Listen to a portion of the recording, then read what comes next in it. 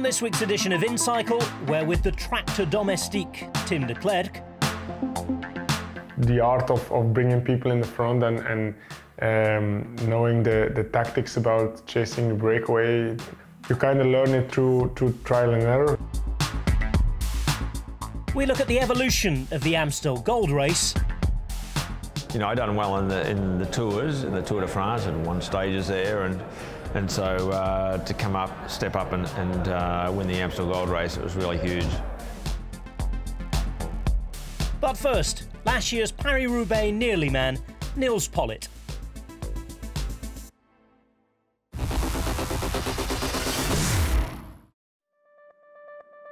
As classics riders go, they don't come more promising than Nils Politt. Last year, with the help of former winner and DS Dirk de Mol, the German put in a career-defining performance on the cobbled roads of Paris-Roubaix. I was already confident that I will do a good Paris-Roubaix. In one moment I was thinking, okay, maybe I just try to go. And then I knew, okay, now you are in the game, don't drop. I was confident that he would win. He told me directly, why you wait for the velodrome, just try. And then, okay, then the last kilometer, you're sitting in the car, so television is not working anymore because you're in the town. Then I was also, I have to say, too nervous. And actually I come from the track, but I did also a big mistake in the sprint. I was going up already in the corner and he just went and I had no chance anymore.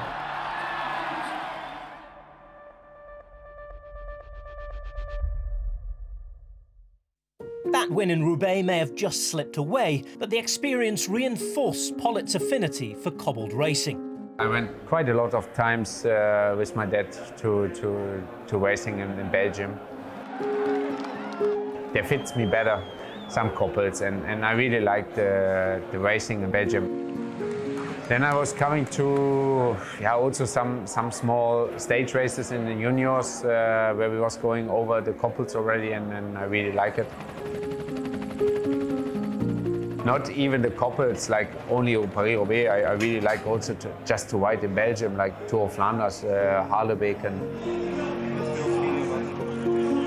with some hills, with couples, some hills without couples, up and down, some wind, bad weather. This is this race style what I like.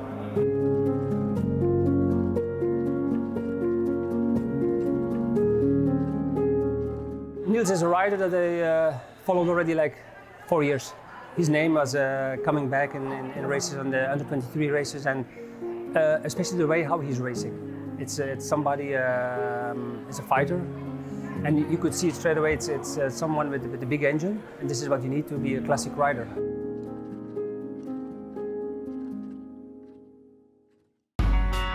And it's been that big engine and Politt's ability against the clock that's been a key part of his classics rise.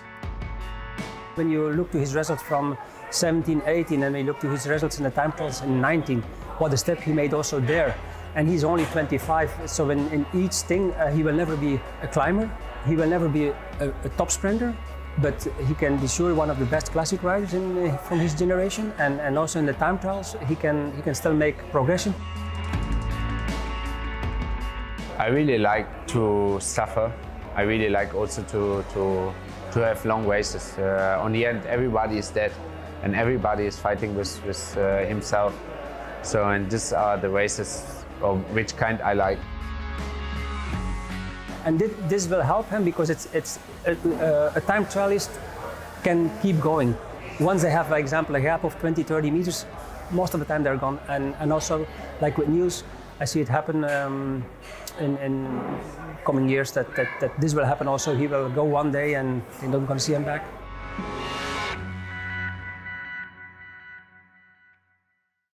After former team Katusha Alpecin folded at the end of last year, Politt and de Mol both made the switch for 2020 to Israel's startup nation. So it's only 7 riders who came over from Katusha, and 5 of the 7 are from the classic squad. Mats Schmidt, Vicente Biermans, Rick Zabel.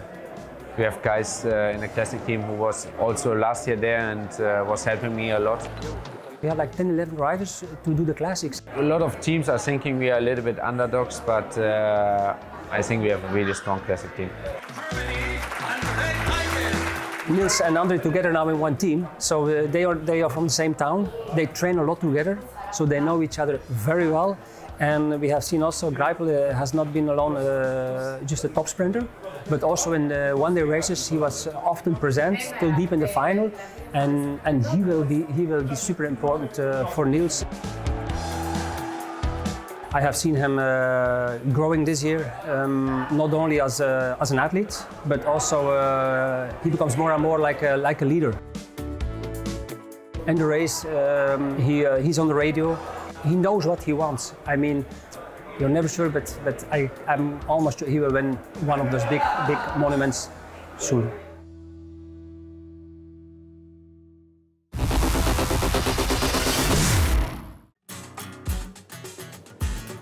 Tune into the early stages of any major cycling race over recent years, and there's a good chance you'd see a towering figure hunched over his handlebars at the front of the peloton. Since joining Declercq Quickstep in 2017, Ft.Tim Declercq has established himself as a key member of the team and one of the best domestiques in the sport. Of course, everybody dreams about being the next Alaphilippe or the next Philippe Gilbert. The moment you come into cycling, or the next Tom Bonen for me. But I kind of knew fairly quickly that I'm not so explosive as a type of rider, for sure not at the World Tour level. So then I knew but I could do quite long efforts at a sub-maximal level without losing too much power. So then it's quite easy to know which role suits me best. And I knew before I came to this team that probably it would be the best role to be a domestique like I am now. It was really nice to see it turns out really well, and even a little bit above my own expectations before. For the most people, it was a little bit of a surprise when Patrick signed me, but it was really nice to see that most of them got the confidence in me directly, and the other ones, I proved that I could do the job, and it's also nice to gain the trust of those people.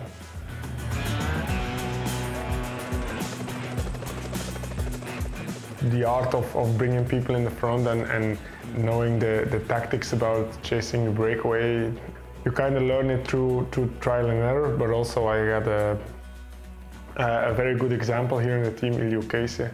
He taught me a lot of good things about our job, and yeah, it turns out pretty well.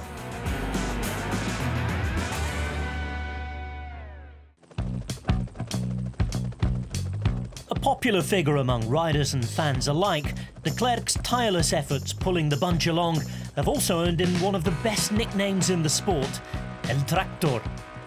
I think it was already in my first race as a team, in the team.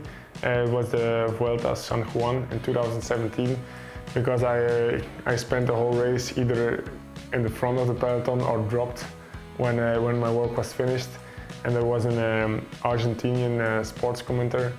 He found the name El Tractor, and some guys of the PR of the team, they picked it up and they asked me if I liked it, and I said, yeah, I know I'm not El Ferrari. I'm not. I don't have the big horsepower to accelerate really hard, but I think I'm quite reliable, and I can work for quite a long period of time. So I think it suits me perfectly.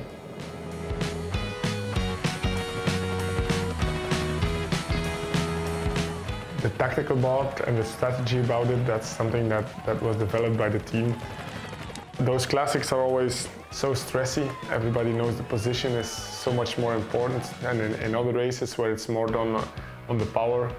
If you let Bernal start in 200 position on a climb of 30K, still gonna be the first at the top. But even if you're the best rider in the you start the last position at the Paris-Roubaix, you're never gonna make it even halfway up there. So that's what difference of those races compared to the Grand Tours. And there it takes a little bit of experience to bring the guys just at the right time, at the right place, and try to hang on as long as possible. So, because once I'm finished, somebody else has to take the job. So, and if my work is done too early, they're gonna have to sacrifice one of the team leaders. So that's what we don't want, of course. And when you're working on the front for so many hours, a face full of dirt and spray comes with the territory. It was because I couldn't see anymore because there was a lot of dirt on the lens. But if I have to go all the way back to the car and clean the lens and then go back to the front, maybe the breakaway gains 3 minutes or something, and that's something that I need to close. So I thought it was much more efficient to do, and it was very kind of the guy that he cleaned it straight away. Declercq's easygoing nature and selfless attitude have certainly endeared him to the cycling community. While visits to the podium are likely to be few and far between, the courage and sacrifice of El Tractor is rightly celebrated.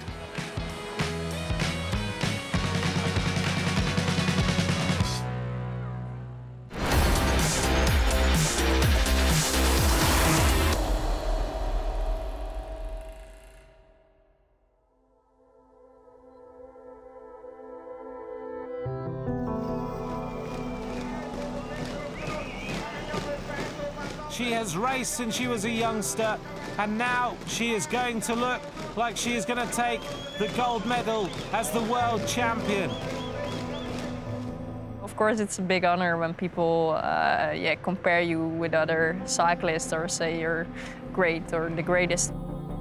That's not really where I'm riding for, but yeah, of course, it's a great honor.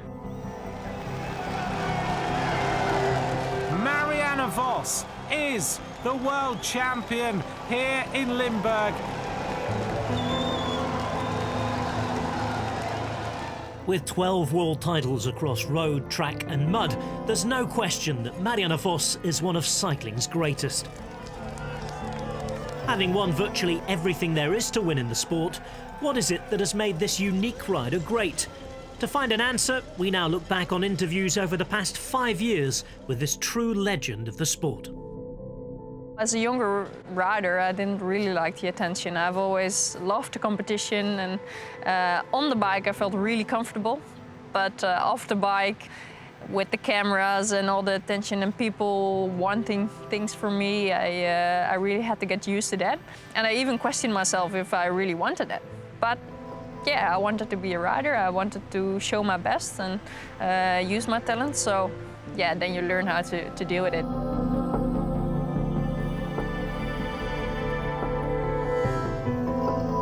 Sometimes I think, well, why do I get this attention and other riders that win races are in great shape? And so it's not always fair in my opinion, but I don't know. Of course, I've been in a lot of races for many times and have some results all over the world. And it's nice to get back to those places and have those memories and get attention for the sport. And so for me, it's more to turn it around and more important to show the beauty of the sport and get all the attention on me.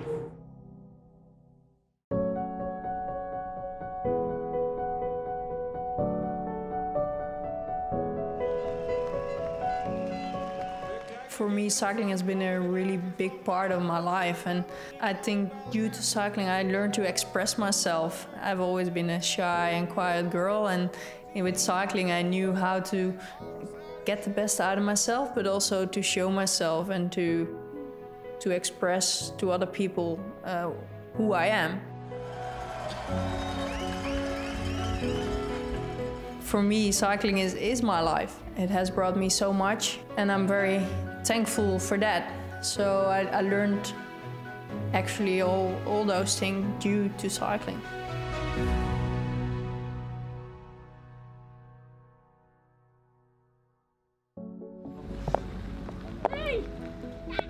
You have to cope with all the difficulties, but also with the beauty that it brings. So you go through the highs, you go through the lows, and you have to manage them yourself, because you are your own motivation. You want to make the best of the gifts that you've got and the talents that you've got.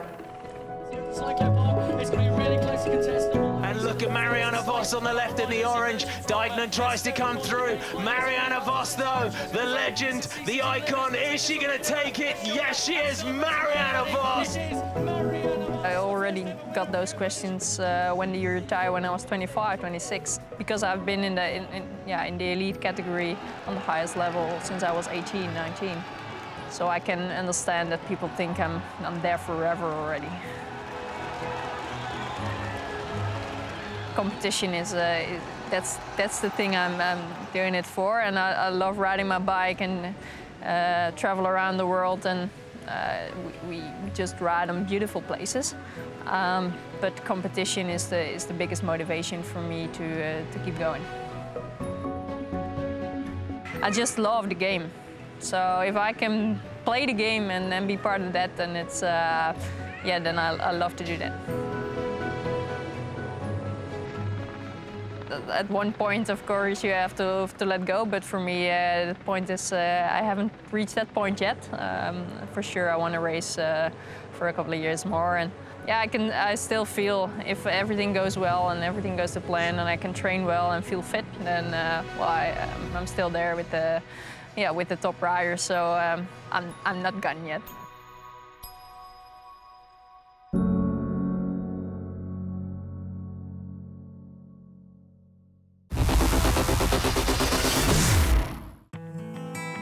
Identity for a cycling race is vital to its success.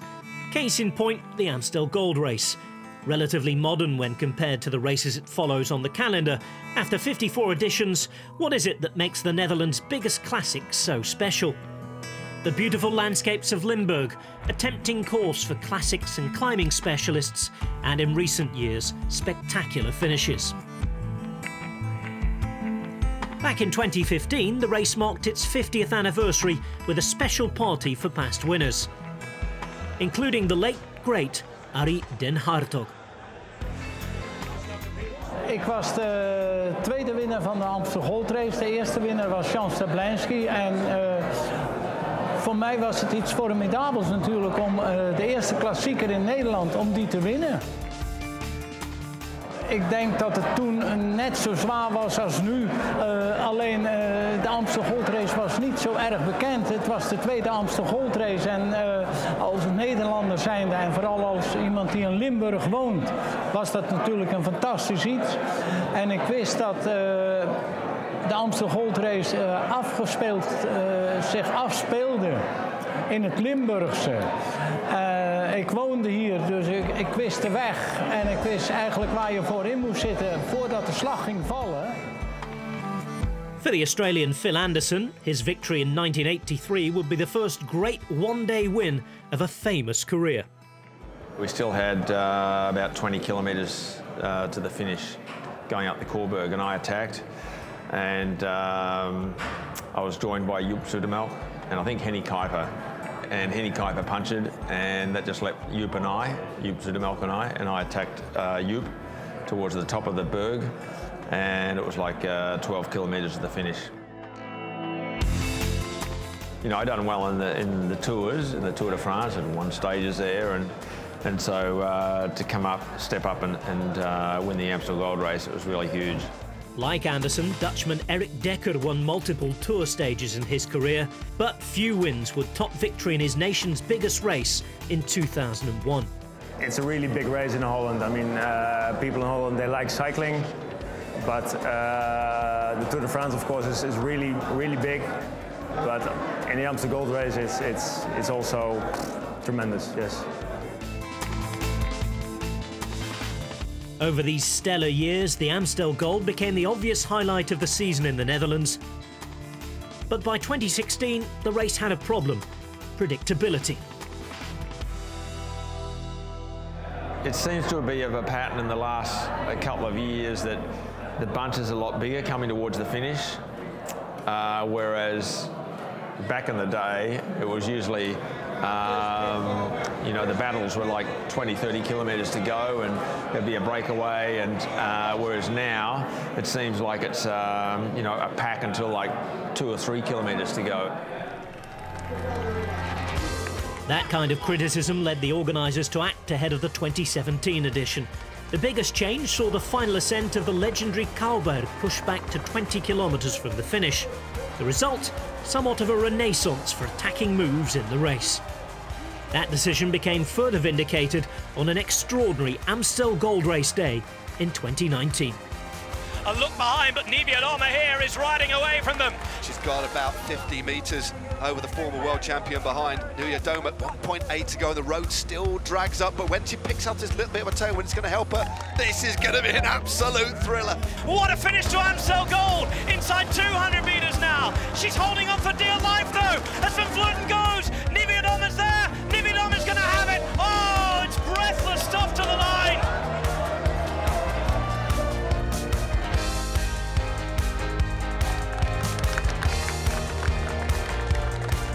Who's going to be partying tonight, though? Fulsang in the turquoise jersey, and in the navy blue you can see Alaphilippe. It's been such an entertaining day at the Amstel Gold, and Van der Poel and company are back. We've had one breathless finish already today. We're going to have another now inside the final couple of 100 metres. It's Alaphilippe who takes up on the right-hand side. Look at Van der Poel going from behind, though. Look at Van der Poel on the left-hand side.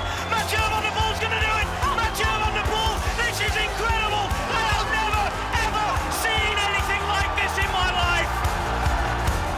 Dat is zeker een grote prijs. Het begint een monument te worden.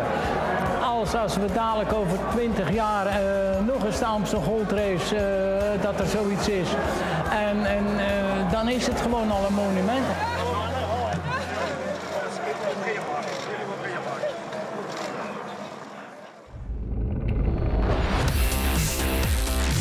That's all for this week. Until next time, keep up to date with us on social media.